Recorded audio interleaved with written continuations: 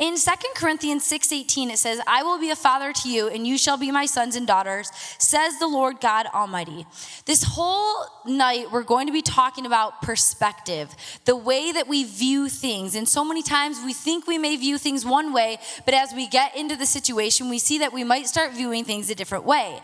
So I want to talk about a couple things tonight: how you view yourself, how you view other people, how you view God, and also how you view the situations that are happening around you. The first thing I want to talk about is, how do you view yourself? Many people are inclined to be a certain way. Many people were all inclined to think certain ways, be certain ways, in all these different kinds of ways, depending on the way that we grew up, depending on the family that we grew up with, depending on the way we were born, the iniquities that we're born with. All of us have certain inclinations to be a certain way. The first thing I want to talk about is insecurity. Many people see themselves or view themselves as not worthy enough. Many people view themselves as not good enough, and I'm going to call that tonight insecurity.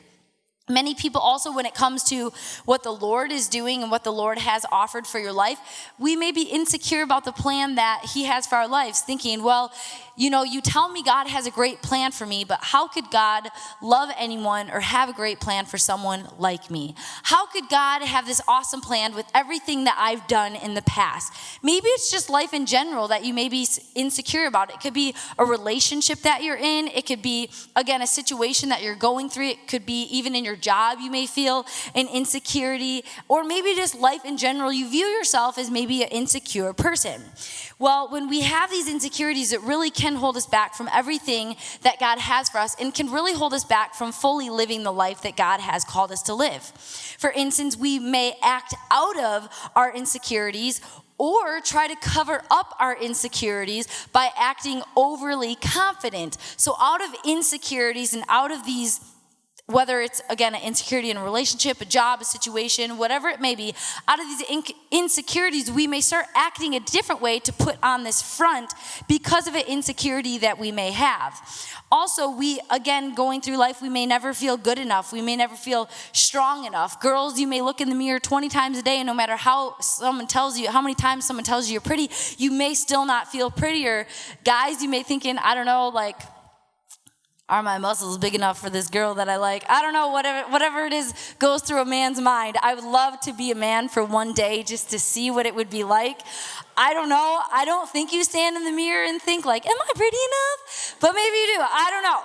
So whatever it is that you're going through, many times throughout our day, maybe it's a homework assignment that you have at school, and it's just I don't know if I'm ever going to be able to do this. I'm just not good enough, right? So all these different things that we have in our mind, these negative thoughts against ourselves, really can hold us back from pursuing and going on to live everything that God has for us. Again, because we have the thought, why would God call someone like me to be a part of His awesome plan when I don't really have anything? I don't have anything to offer. You may think I don't have talents, or you may think who am I to be worthy of the call?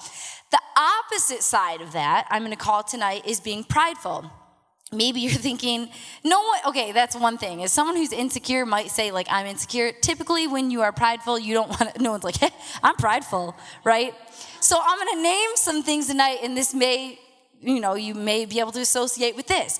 So again, maybe it's I know better than everyone around me. Maybe it's God, you say God has a plan for me, but my plan for my life is better than anything that God could ever have planned for me. Maybe it's thinking, again, your plan is better than God's. Maybe many people may not even know that they're proud, but once, I again stated my plan is better than God's plan, that could be an issue as pride. Or you could never, again, accept that God really does have an awesome plan for you, and that really He created you to be who you are, and He knows you better than you know yourself. But sometimes because of these issues that we deal with, we think we may know what's better for ourselves. So my question for you tonight is, how do you view yourselves? Going back to this scripture, it's so important that we don't view ourselves through our own eyes. So basically talking about insecurity, talking about pride, all these different things is basically the way we see ourselves through our natural eyes, the way we associate ourselves with our job, the way we associate ourselves in a relationship with a friend, the way we associate ourselves in the classroom that you may be in, all these different areas, we're just basically analyzing ourselves and associating ourselves with the natural eyes and just saying like, well, who am I naturally? And what I want to get at tonight is we really have to see ourselves through God's eyes, and that's when we're going to see that our perspective is going to start changing. He's called each and every one to be his sons, and that's why I love this verse here, because he's called us to be his sons and his daughters. And one thing that I want to explain is, just like me and my two other brothers, we are all the sons and daughters, the offspring of my parents. Not one of us are alike, almost like at all. It's like crazy. Like we don't look the same. None of us really act the same. Like I couldn't be more polar opposite than especially my brother Billy. So thinking about this thing, when we're all called to be sons and daughters of the Lord, that doesn't mean that you're all going to be the same exact person.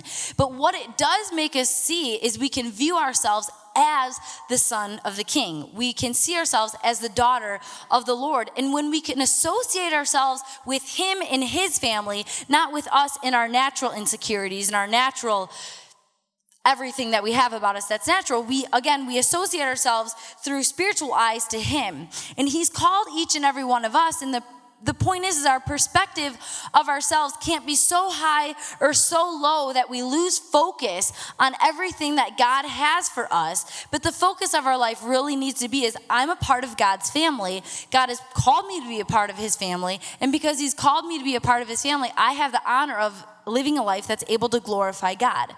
Our perspective of ourselves needs to be on point, because we need to know that we really are called to be a child of God, a child of the Most High. And that really is an awesome thing. So if you're going through life and thinking, how could God ever want me? He does want you. Or if you're going through life thinking, I'm too good for this, you're not too good for it. Because each and every one of us are called to be a part of the family that God has for us. So going on to Mark 12:29-31, it says, Jesus answered him, the first of all the commandments is, hear, O Israel, the Lord our God, the Lord is one, and you shall love the Lord your God with all your heart, with all your soul, with all your mind, with all your strength. This is the first commandment. The second is like this, you shall love your neighbor as yourself. There is no other commandment greater than these. Love your neighbor as yourself. How many of you, by raising your hands, you can be honest, would say, I love myself? In a good way, yeah. In a good way. Don't worry, I'm not going back to the insecurity and the pride thing. Just, you love yourself? How many of you think about yourselves daily? Okay, we get up in the morning, and I go through this all the time, but I like to go through the daily routine. We get up in the morning, we think, I don't want to get out of bed, or I want to hit my snooze button 50 times for an hour before I wake up, or should I take a bath? Do I really smell that, or shower, whatever it is that you take? Should I brush my teeth? Is my breath that bad? Should I drink coffee this morning? Should I eat? I need to go to work. I'm late for work. What way should I take to work? Do you get the point? It's very easy for us to think about ourselves all the time. Again, we naturally think about ourselves a ton. Not to say that it's a bad thing, because I would hope that you would contemplate, or you shouldn't contemplate, brushing your teeth in the morning, or you know what I'm saying? But these are all natural things that we have to think about ourselves. The point is we think about ourselves, it's easy to think about ourselves. So again, what do I eat? What do I wear? What am I going to do today? We think about ourselves. But my question for you is, how much do you think about other people? Not how much do you think about the way other people can benefit you. There's a difference. But how many of you actually take the time to think about other people? How do we view other people? Do we view other people through God's eyes, or do we view other people, again, through our natural eyes? Do we look at all the outward appearance? What do they look like? What do they do? Am I going to date this person because he's in school for this, or if he's not in it for that, then I'm not going to date him? Are we viewing people through the natural sense, or are we viewing people through God's eyes? Do you value, again, the gifts and talents that God has given other people? Do you see other people as playing an important role in your walk that God has for you? So I have a question for you, maybe a challenge.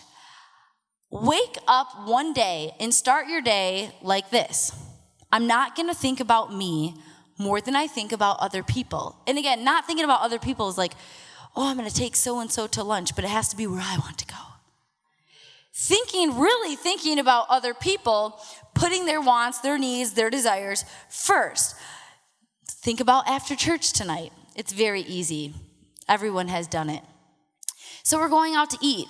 I got to find a chair next to the person that I want to sit by because I don't want to get stuck by Peter. I want to sit by Desiree. So I'm going to leave service early and I'm going to save the 5 seats around me so I can sit by, do you get it? Me, all the time. Instead of going out to eat thinking, who could I sit by tonight that I could minister to them? Who could I sit by tonight that needs to talk to me, right? There's so many times, again, it's natural for us to want to think about ourselves. It's natural for us to think about ourselves. My question for you is, how do you view other people? Is it just based on the natural, or are we viewing other people through the eyes of God? Again, thinking of ourselves is easy, but the commandment literally says here to think of other people. The funny thing is the commandment doesn't say, love your neighbor.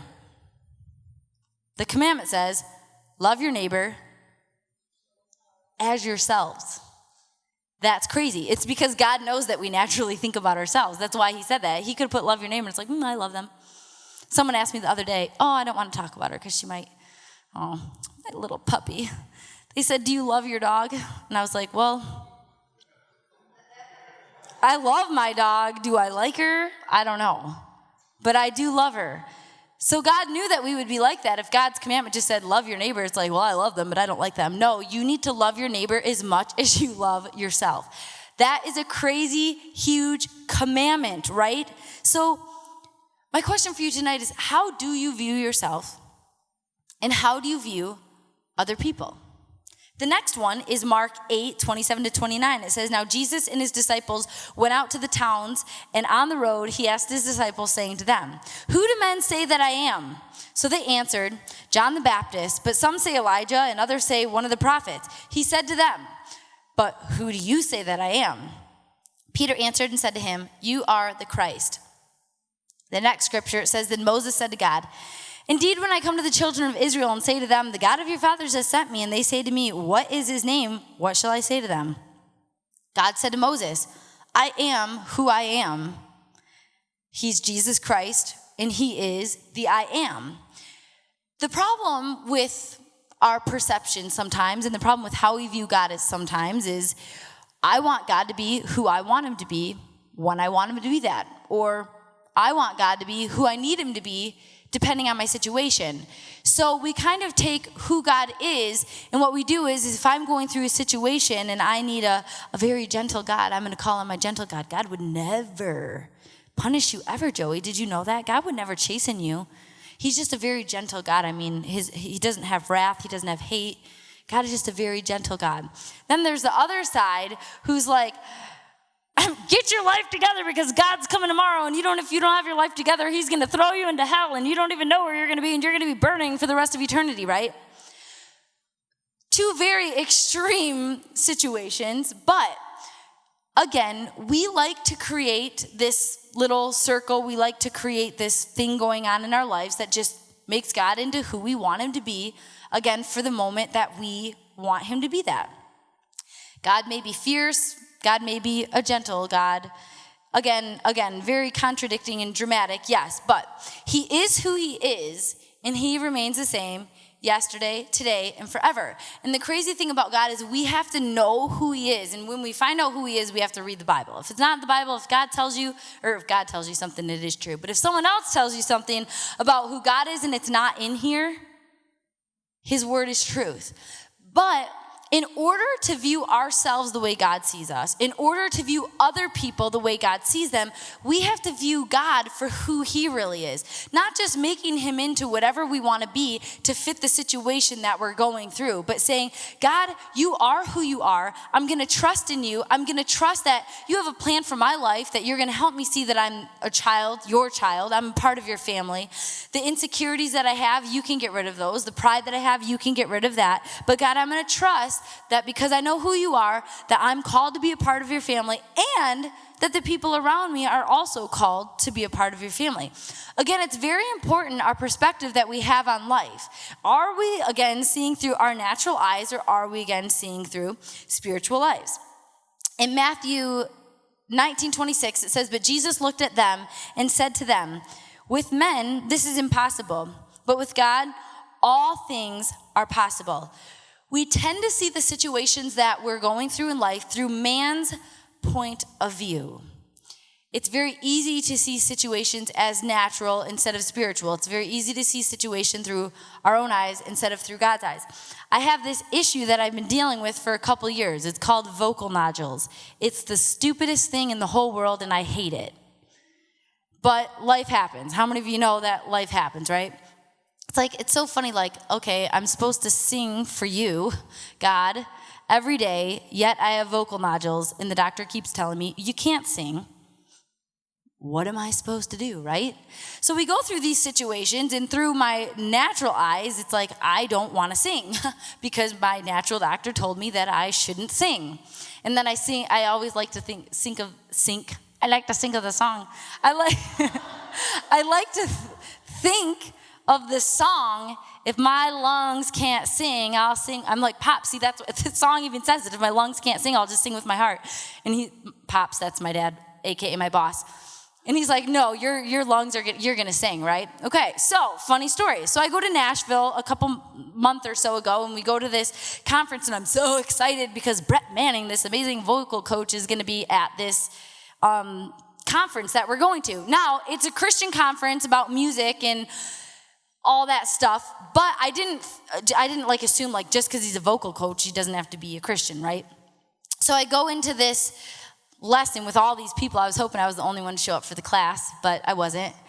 So I'm sitting there. I was like, yes, one-on-one. So I'm sitting there, and this guy opens up, and he's like, the difference between just the natural world and this, the Christian industry is we know that when we have problems with our voice that we have God on our side. And I was like, yes. Have you ever had your parents tell you something, you're like, you're dumb, and then someone else tells you it and you're like, that's so right.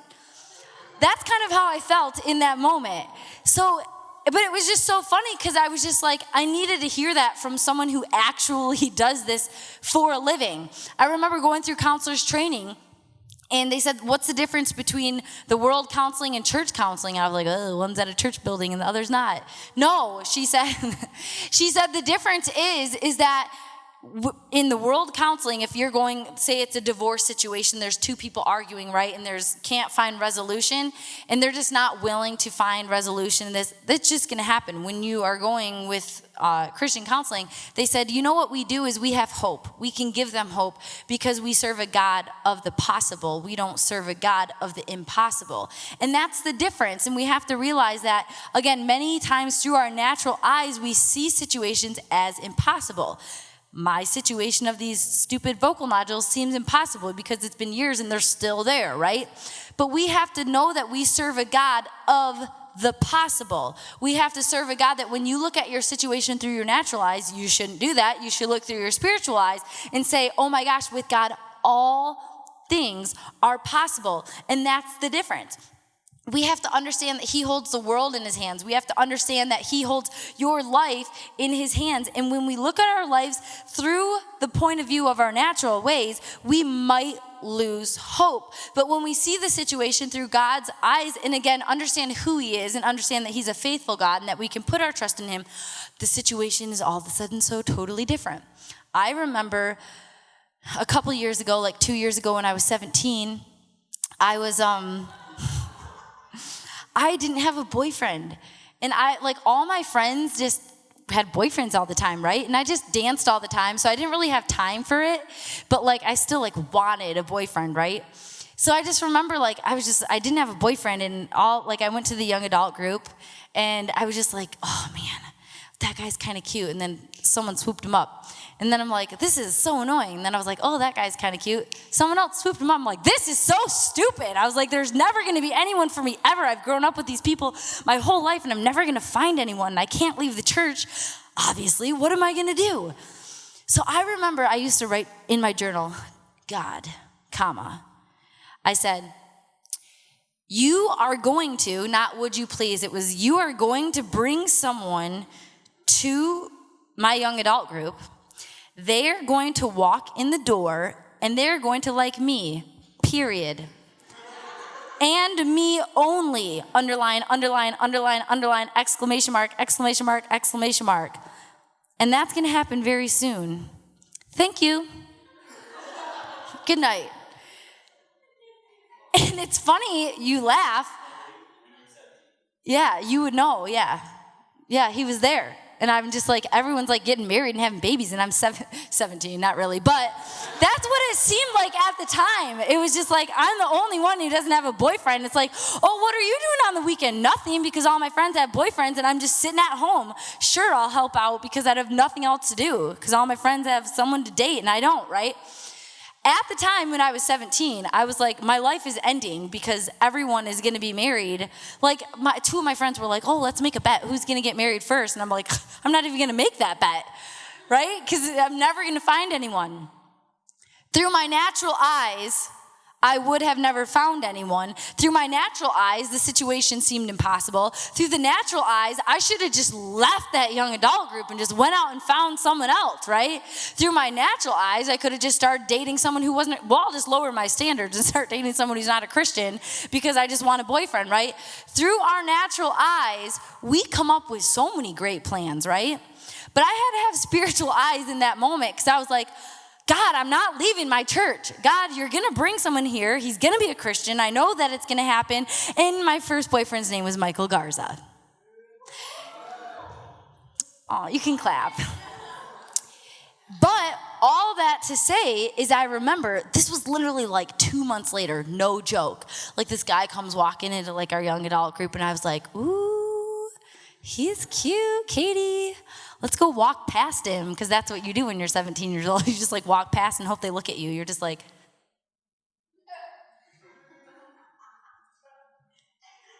this is my 15th time walking past you. Look at me, dang it.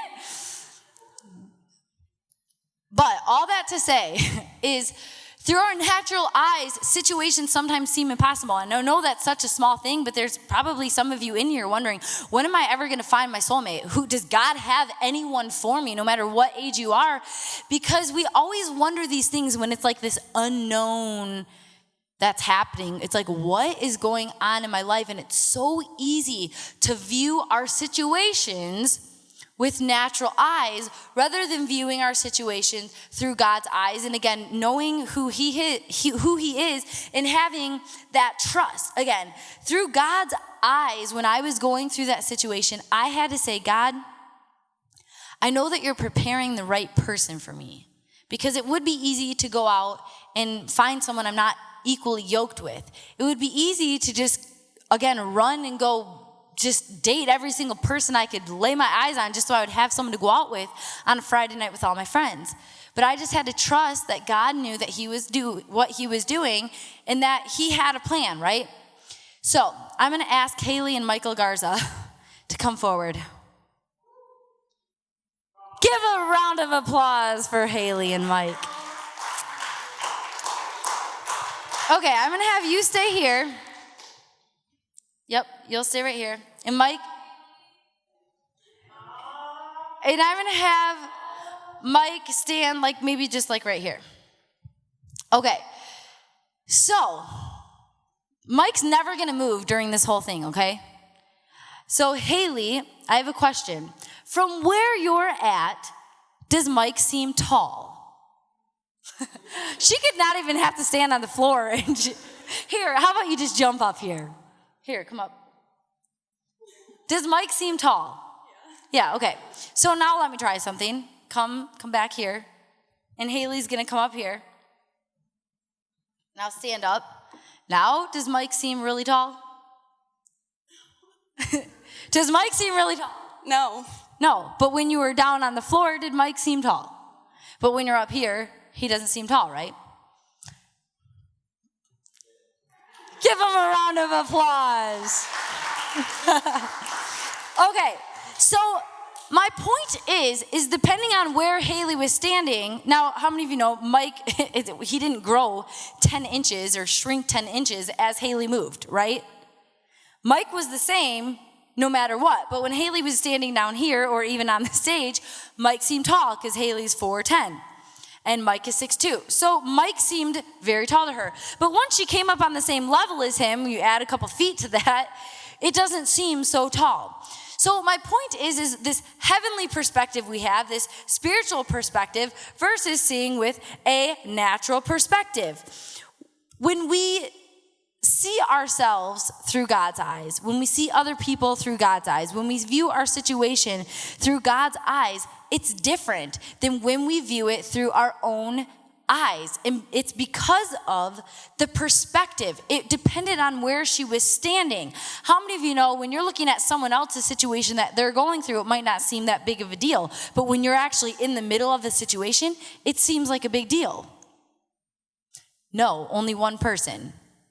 Right, because it all depends on where you're standing, where you're at in life, and what you're going through. That determines how you view these situations.